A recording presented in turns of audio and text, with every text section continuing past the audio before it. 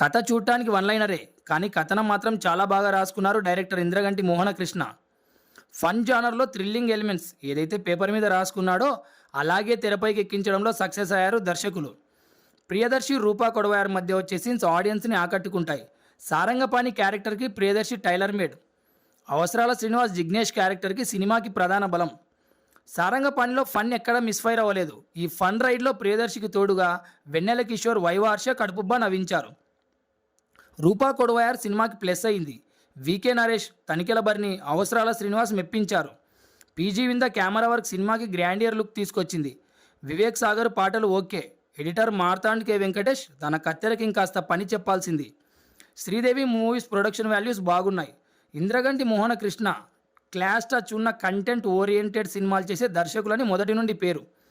అష్టాచెమ్మ మొదలుకొని సారంగపాణి వరకు తనదైన బ్రాండ్ ఉండేలా చూసుకున్నారు ఇంద్రగంటి.